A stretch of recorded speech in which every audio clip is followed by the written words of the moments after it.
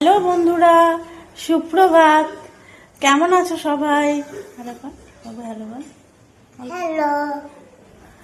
আমার ছেলের আজকে শরীরটা একটু খারাপ, হ্যাঁ, তো আমরা আজকে সকাল সকাল চলে যাচ্ছি আজকে মা তারার দর্শনে।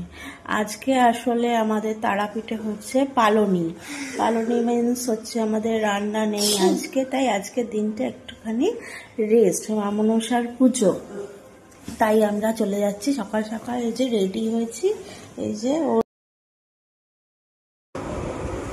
দেখো বন্ধুরা, আমরা যাচ্ছি হচ্ছে তারাপীঠের উদ্দেশ্যে। তোমাদেরকে বললাম মা তারার দর্শনে যাব। এটা হচ্ছে আমার মা, আমাদের এই রাস্তা দিয়ে আমরা চললাম তারাপীঠের উদ্দেশ্যে। তোমরা দেখতে থাকো, আমি তারাপীঠের মন্দিরে যাচ্ছি। এইটা হচ্ছে তারাপীঠের রাস্তা, যে রাস্তাটা তোমরা সবাই জানো, অনেকে এসছো তারাপীঠে। দোকান বসে থাকে চারিদিকে, ধরো দেখতেও ভালো লাগে। কোথাও খেলনার দোকান, এই যেটা পুজোর জিনিসপত্রের দোকান, খেলনার দোকান, পেঁড়ার দোকান, আরও অনেক দোকান। মানে মা তারা প্রচুর প্রচুর প্রচুর, এটা হচ্ছে একটা হোটেল, প্রচুর লোকের অন্ন সংস্থান করে। মা তারার কাছে কেউ ফিরে যায় না। আর তারাপীঠের আচার হচ্ছে বিখ্যাত। এই দেখো আচার মহল, এইখানে দারুণ দারুণ আচার পাওয়া যায়। এইটা হচ্ছে তোমাদের পুষ্পার্ঘ্যর আগেও তোমরা তারাপীঠে এসছো, দেখেছো নিশ্চয় পুষ্পার্ঘ্য। এই ভাই এই দোকানেই কাজ করে, হ্যাঁ। তো আমার ছেলেকে খুব ভালোবাসে, দেখতেই পাচ্ছ ও কত মানে আনন্দ পেয়েছে। এর নাম হচ্ছে প্রীত। এর সঙ্গেই আমরা চলে যাচ্ছি মায়ের দর্শন করতে। তবে তারাপীঠে আজকে খুবই ভিড়, খুবই ভিড়। আজকে ছিল মঙ্গলবার, হ্যাঁ, তো ওই জন্য খুবই ভিড়টা। ও আমার ছেলেকে কোলে নিয়ে ওই যে চললো, আর আমরা মন্দিরের পিছনের রাস্তা ধরে চললাম হচ্ছে আমাদের নাট মন্দিরের দিকে এগিয়ে যাচ্ছি। দেখো নাট মন্দিরের দিকে আস্তে আস্তে চারিদিকে, পিছন দিকেও কত দোকান স্টল, সামনের দিকেও যেমন দোকান তেমন পিছন দিকেও দোকান। তোমাদেরকে তো সামনের দিকটা দেখানো হলো না, আমরা যেহেতু পিছন দিক দিয়ে এলাম ওই প্রীতের সঙ্গে, সেহেতু সামনের দিকটা দেখানো হলো না। কোনো একটা সময় তোমাদের সামনের দোকানগুলো দেখাবো একবার। এই রাস্তা ধরে আমরা চললাম নাট মন্দিরের দিকে। আজকে মঙ্গলবার, প্রচণ্ড ভিড় তারাপীঠে, তবুও ও আছে বলে খানিক ভরসা। পুজো দেব নাট মন্দির থেকেই, ও পুজো করাবে আর আমার ছেলেকে নিয়ে ঢুকে যাবে। দেখো লাইন, কত লম্বা লাইন, মানে কোথা থেকে থেকে লোকজন আসে, মানে এত দূর থেকে দূরান্ত থেকে লোক আসে। আর এই যে আমার ছেলেকে কোলে করে নিয়ে দেখতেই পাচ্ছ ভেতরে মায়ের গর্ভগৃহের মধ্যে ওই প্রীত ঢুকছে হাতে ডালা নিয়ে। আমরা বাইরে ছিলাম নাট মন্দিরে, যেহেতু প্রচণ্ড ভিড়, এবারে ওকে কোলে নিতে হবে, ও বাচ্চা মানুষ।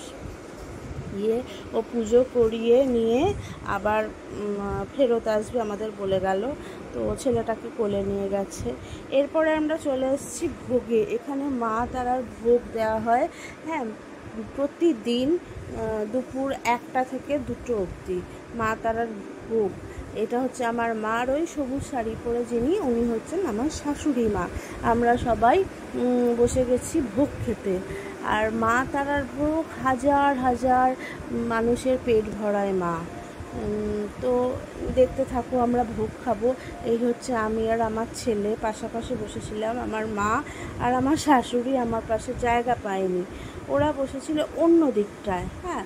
এই হচ্ছে মায়ের ভোগ, মানে একটাই মায়ের ভোগ হয়, তারপরে ভোগ বেরোলে ভোগ বিতরণটা শুরু হয় মোটামুটি ওই 1:30 থেকে।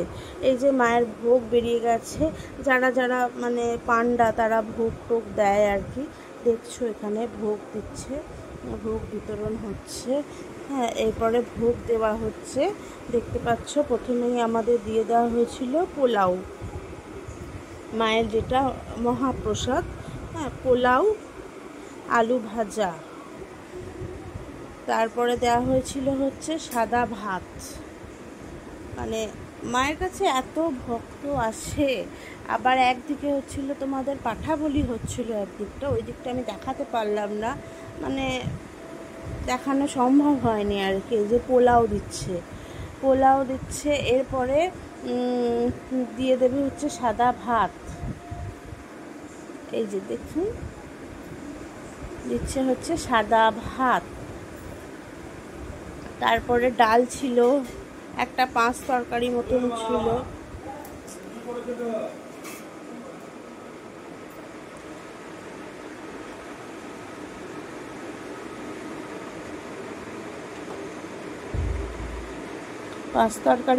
ছিল,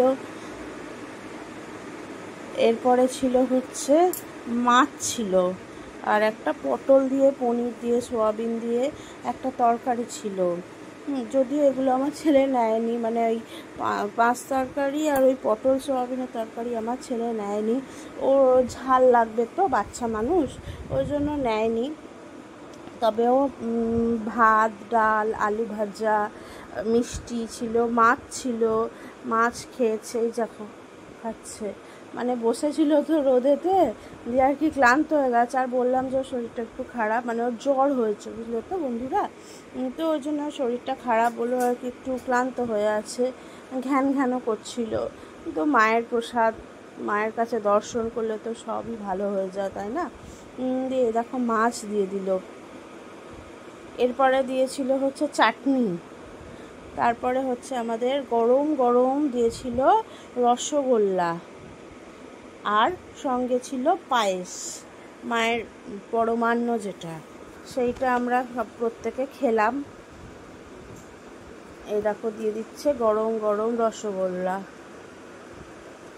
তোমরা যদি কোনোদিনও তারাপীঠে আসো, মায়ের ভোগ খাওয়ার চেষ্টা করো। এই দেখো দিয়ে দিচ্ছে পরমান্ন, পায়েস।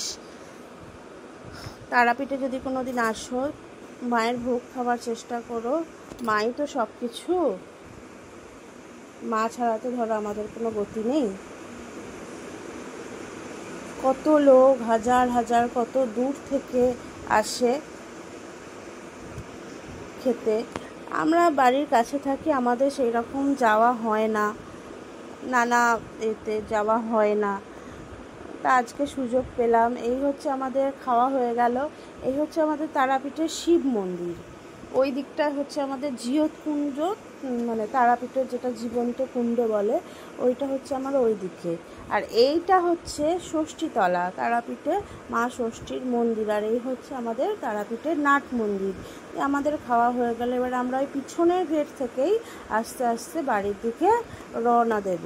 দেখছো এখনও দুপুর 2টো বাজে, এখনও কত ভিড়, এখনও লোকে পুজো দিচ্ছে, এখনও প্রচুর প্রচুর প্রচুর লাইন, মানে কি বলবো, মানে এত মানুষ দূর দূরান্ত থেকে আসে, ভোরবেলা লাইন দেয়। তোমাদের সকালে কত বাড়ি করে, মানে তারপরে আমার ছেলের শরীরটা খারাপ ছিল, তাই ওকে একটু ঘুম টুম পাড়িয়েছি। এখন বাজে রাত 11টা। হ্যাঁ, তো আমরা এবারে খাওয়া দাওয়া হয়ে গেছে, রাতের খাওয়া দাওয়া, এরপরে হচ্ছে আমরা শুতে যাব। তাই তোমাদের আজকের ব্লগটা এখানে শেষ করলাম। টাটা, হ্যাঁ, গুড নাইট। কালকে আবার দেখা হবে নতুন কোনো ব্লগ এসে, ততক্ষণ তোমরা ভালো থেকো।